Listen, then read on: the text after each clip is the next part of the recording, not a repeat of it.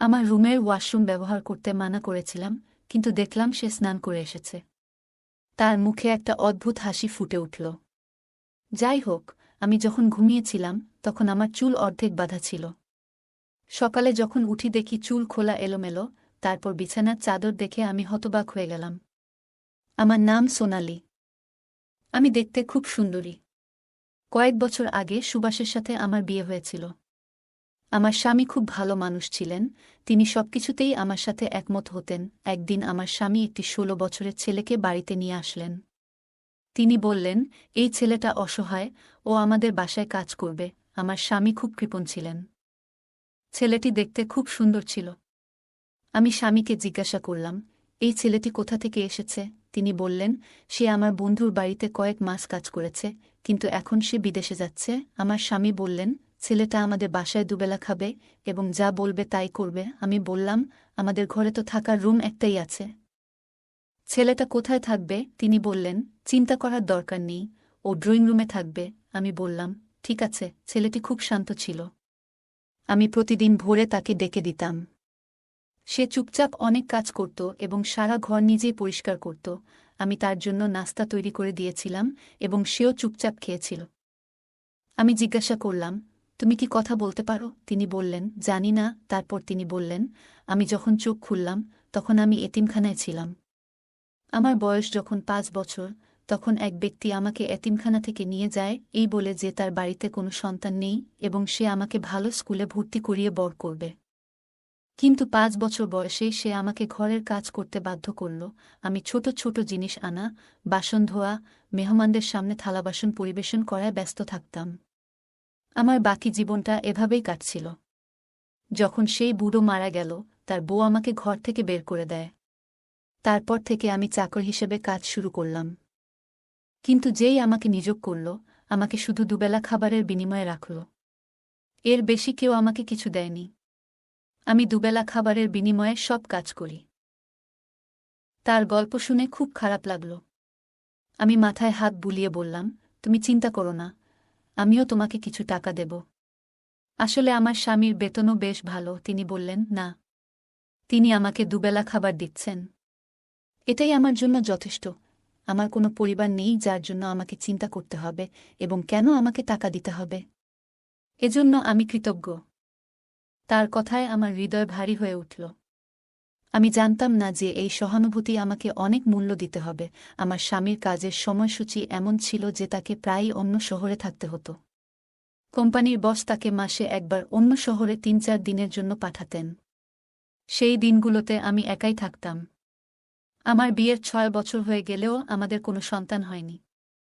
ভাবলাম, এতিম ছেলে মেয়েদের সঙ্গে ভালো ব্যবহার করলে ঈশ্বর আমাকে একটি সন্তান দান করবেন। একদিন আমার স্বামী যখন অন্য শহরে ছিল, আমি রান্নাঘরে ময়দা মাখাচ্ছিলাম এবং স্কার্ফ ছাড়াই রান্নাঘরে ঢুকে পড়েছিলাম। আমি শুধু বাড়ির কাজ করছিলাম, কিন্তু বুঝতে পারিনি যে ১৬ বছরের একটি ছেলের চোখে এমন ইচ্ছা থাকতে পারে। আমি যখন দোপাট্টা ছাড়াই ময়দা মাখাচ্ছিলাম, তখন সে সিঙ্কের কাছে দাঁড়িয়ে বাসন ধোয়ার অজুহাতে তাকিয়েছিল। আমি আমার কাজে ডুবেছিলাম। এমন সময় হঠাৎ মনে হলো আমার সত্তাকে কেউ যেন আক্রমণ করছে। ছেলেটি কখনো আমার মুখের দিকে তাকাচ্ছিল, আবার কখনো আমার শরীরের দিকে এমন দৃষ্টিতে তাকাচ্ছিল যা আমাকে অস্বস্তিতে ফেলে দিল। তাই আমি ভয় পেয়ে গেলাম। সাথে সাথে রান্নাঘরের দরজায় ঝুলানো স্কার্ফটা নিজের চারপাশে জড়িয়ে নিলাম।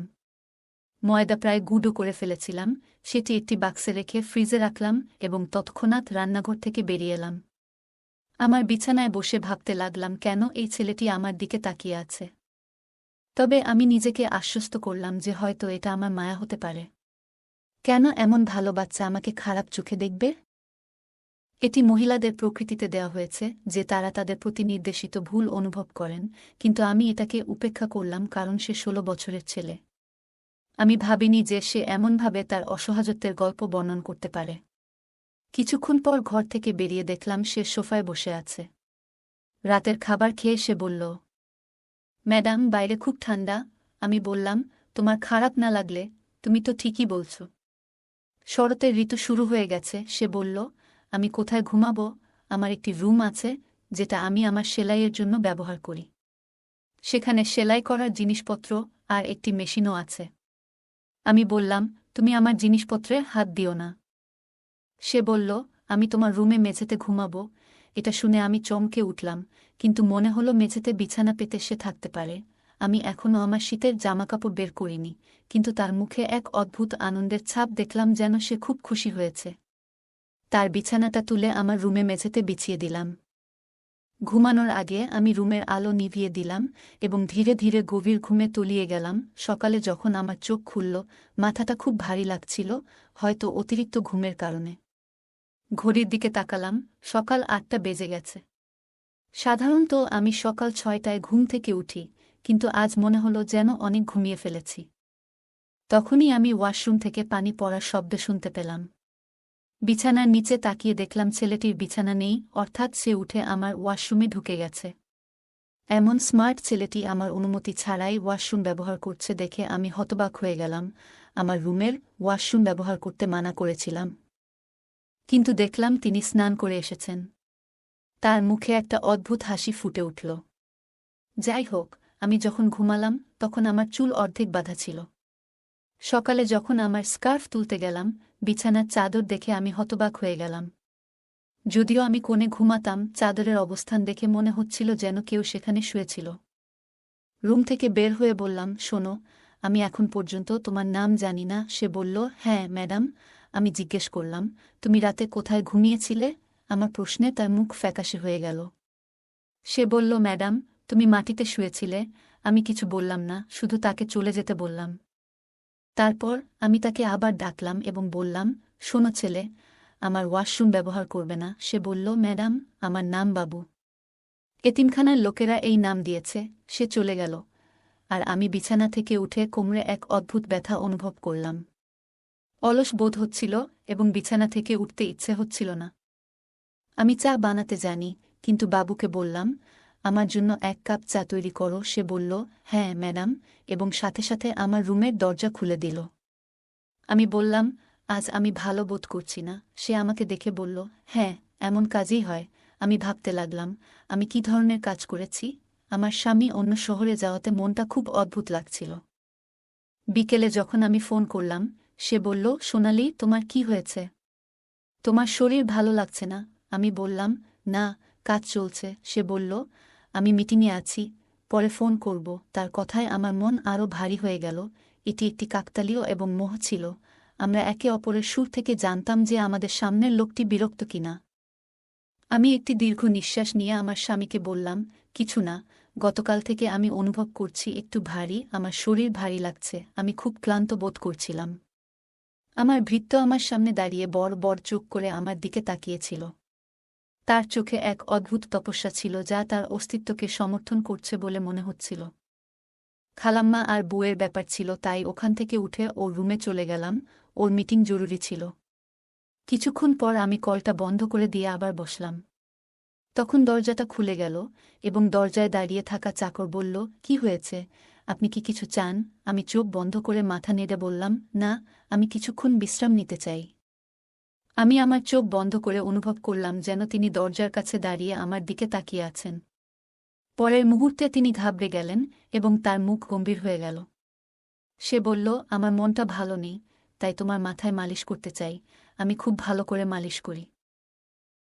আমি তাকে প্রত্যাখ্যান করলাম এবং বললাম, তেজপাতা দিয়ে ১ কাপ চা নিয়ে আসো, হয়তো আমার মাথা ব্যথা সেরে যাবে। সে মাথা নেড়ে সেখান থেকে চলে গেল। কিছুক্ষণ পর চা নিয়ে হাজির হল। চা পান করার সময় মনে হলো সে অনেক পাতা ফেলেছে, তবে আমি চা পান করার সাথে সাথেই আমি আরাম অনুভব করতে লাগলাম। তাই আমি খুব তাড়াতাড়ি ঘুমিয়ে পড়লাম। শুয়েছিলাম, কেউ আসেনি, কারণ এই চাকরের প্রতি আমার পূর্ণ বিশ্বাস ছিল। যাই হোক, সে আমার উপস্থিতিতে পুরো বাড়ির যত্ন নিয়েছে। আমি যখন ঘুমালাম তখন রাত ৯টা বাজে। যখন ঘুম ভাঙল তখন ক্ষুধার জ্বালায় ঘরটা আলোয় নিমজ্জিত ছিল। যাই হোক, আমার অবস্থা খারাপ হতে থাকল। ১ কাপ চা খাওয়া শেষ করে যখন বেরিয়ে এলাম, তখন চাকরটি আমাকে দেখেই বলতে লাগল, ম্যাডাম, আপনি কি ভালো আছেন? আপনার জন্য খাবার রেডি করব, সে আমার জন্য অপেক্ষা করছে বলে মনে হলো। আমি বললাম, তুমি আমাকে জাগিয়েছ। তুমি ঘুমাচ্ছ না কেন? আমার মন্তব্যে তিনি একটু হাসলেন এবং আমার দিকে মনোযোগ দিয়ে তাকিয়ে বললেন, আপনি এত সুখে ঘুমাচ্ছিলেন শান্তিতে। আমি একজন চাকর, আমি কে যে আপনার ঘুমের ব্যাঘাত ঘটাব? তাকে এত সুন্দর দেখাচ্ছিল যে আমি তার কথা শুনে চমকে উঠলাম এবং জিজ্ঞেস করলাম, ওহ মিস্ট্রেস, আপনি এত শান্তিতে ঘুমাচ্ছিলেন? আমি একজন চাকর, আমি কে হব যে আপনার ঘুমের ব্যাঘাত ঘটাবে? যাই হোক, আমি ঘরের সব কাজ সেরে ফেলেছিলাম এবং এমন অনেক কাজ ছিল যা আপনাকে ঘুম থেকে ওঠার পর করতে হবে। তাই ভাবলাম, আপনি ঘুমাচ্ছেন আর আমি আপনার জন্য খাবার রান্না করব। তার হাতে তৈরি খাবার খুব সুস্বাদু ছিল এবং সে দূরে দাঁড়িয়ে দেখছিল। আমি তাকে সামনের চেয়ারে বসতে বললাম। একই সময়ে আমার স্বামী ফোন করলেন আর আমি তার সাথে একটানা 2 ঘন্টা কথা বলতে লাগলাম। সেই সময়ে আমার চাকরটি ঘরের বাইরে অপেক্ষা করছিল। 2 ঘন্টা শেষে সে এসে বলল, কতক্ষণ তোমার স্বামীর সাথে কথা বলতে হবে? আমার ঘুম পাচ্ছে। আমার স্বামীও ফোনের ওপাশ থেকে জিজ্ঞেস করলেন, চাকর কোথায় ঘুমাচ্ছে? আমি তৎক্ষণাৎ বললাম, কিছু না, বাইরে ঠান্ডা অনেক বেড়েছে, তাই এখন বাসার ভেতরে ঘুমাচ্ছে।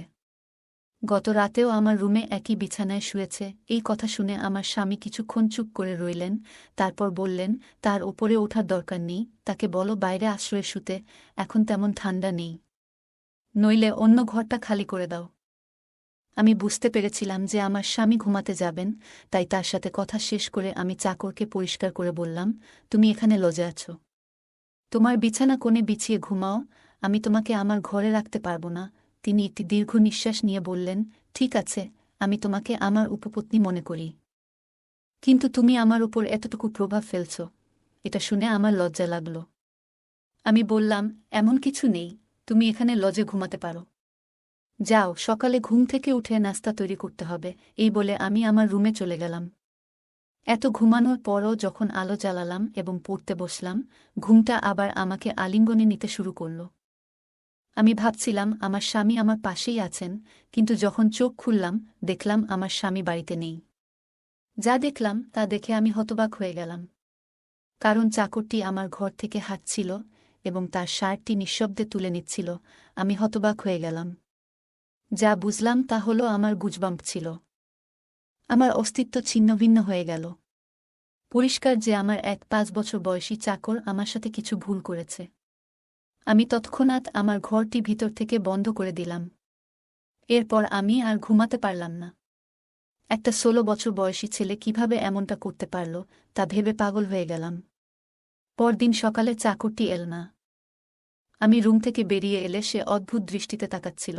আমি তাকে সম্পূর্ণ উপেক্ষা করে নিজের ঘরের কাজ করতে লাগলাম।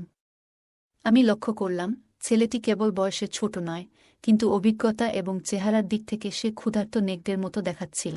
আমি যখন ঘুমাতে গেলাম তখন আমি সেই ছেলেটিকে আমার ঘরে ঢুকতে দিইনি, যার ফলে আমি সারা রাত সজাগ ছিলাম। সে বলল, ম্যাডাম, আপনার এয়ার ফ্রেশনার আনুন, আমি রুমে স্প্রে করব। কিন্তু কিছু ভেবে আমি তাকে প্রত্যাখ্যান করে বললাম, আমি নিজেই স্প্রে করব, তুমি চলে যাও। সে কিছু ভেবে জায়গা ছেড়ে চলে গেল। কিন্তু সেই রাতে আমি রুমে এয়ার ফ্রেশনার ছিটাইনি, যদিও এটি আমার প্রতিদিনের অভ্যাস ছিল। আমার স্বামীও সেই রাতে অন্য শহরে ছিল। কিছুক্ষণ পর রুমের দরজা খুলল আর চাকর আমাকে ডাকতে লাগল, তুমি কি ঘুমাচ্ছ? তোমার বাবু তোমার সাথে রাত কাটাতে এসেছে। সে আমার পুরো সত্তায় নিজেকে দেখাতে শুরু করল। ঠিক সেই মুহূর্তে দরজাটা ধাক্কা দিয়ে খুলে গেল এবং আমার স্বামী সেখানে ঢুকলেন, কিন্তু চাকর তার জামাটা খুলে ফেলেছিল। হঠাৎ মনিবকে সামনে দেখে সে ঘাবড়ে গেল। আমিও সাথে সাথে উঠে বসলাম। আমার স্বামী আমাকে আর চাকরকে দেখে আঁতকে উঠল। আমি তখনই আমার স্বামীকে বললাম, আমি সেই সব নারীদের মধ্যে একজন নই যারা সঠিক সময় না পাওয়ার পরের মুহূর্তে ঘরে ঢুকে চাকরকে জড়িয়ে ধরবে। আমার স্বামী ওকে চড় মারতে লাগলেন আর বলতে লাগলেন, থালায় তুমি খাও, আমি তোকে ঘরে এনেছি তোর উপকারে, কিন্তু তুই আমার ঘরেই এসব শুরু করলি। তিনি প্রথমে অস্বীকার করতে থাকলেন, কিন্তু যখন আমার স্বামীর ভারী চাপ তার উপর পড়ল তখন তিনি কাঁদতে শুরু করলেন এবং যা বললেন তা আমাদের কল্পনাতেও ছিল না। তিনি বললেন, আমি এতিম, যে আমাকে তার বাড়িতে নিয়ে গিয়েছিল সে আমাকে চাকর বানিয়েছিল, কিন্তু সে আমার সাথে অন্যায় করত। সে আমার শরীরকে অনুচিতভাবে স্পর্শ করত, আমার আবেগ নিয়ে খেলা করত। আমি তার চাকর ছিলাম এবং আমাকে নবাবের মতো মারধর করত এবং হুমকি দিত। তিনি আরও বললেন, সে আমাকে এই কাজটি করতে বলেছিল এবং আমি করতাম।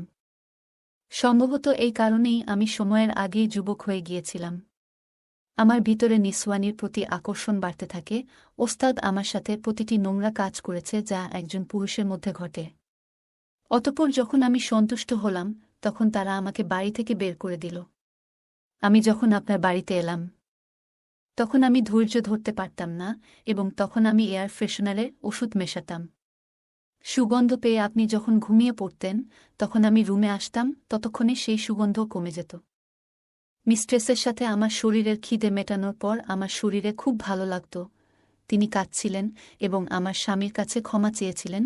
যখন আমি তার উপর অত্যন্ত রাগান্বিত এবং অনুতপ্ত বোধ করছিলাম তখনই আমার স্বামী তাকে বাড়ি ছেড়ে চলে যেতে বললেন, কিন্তু তিনি কান্নাকাটি করতে লাগলেন।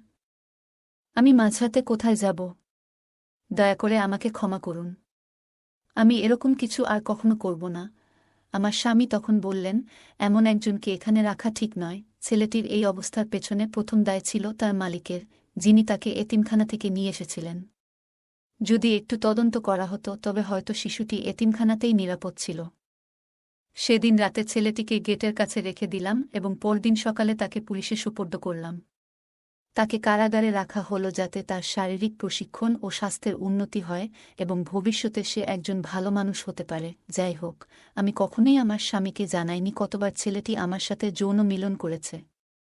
তিনি আমাকে অনেক সমর্থন করেছিলেন। আমাদের মধ্যে প্রেম ছিল, কিন্তু আমি বিব্রত ছিলাম। আমার স্বামী বলেছিলেন, এটি তোমার দোষ নয়, আমারই উচিত ছিল ভালোভাবে তদন্ত করে চাকরকে নিয়ে আসা। যদি আমি তাকে এখানে না আনতাম তাহলে এই সব ঘটত না। যাই হোক না কেন, যা হয়েছে তা হয়েছে। আমি এখন থেকে খুব সতর্ক থাকব এবং কাউকে জানতে দেব না। গল্পটা কেমন লাগলো জানাতে ভুলবে না। তোমাদের সাথেও কি এমন কোনো ঘটনা ঘটেছে? যদি ঘটে থাকে কমেন্ট জানাতে ভুলবে না। আরও মজার মজার রোমান্টিক গল্প শুনতে চাইলে ভিডিওটি লাইক, শেয়ার এবং চ্যানেলটি সাবস্ক্রাইব করতে ভুলবে না। ধন্যবাদ।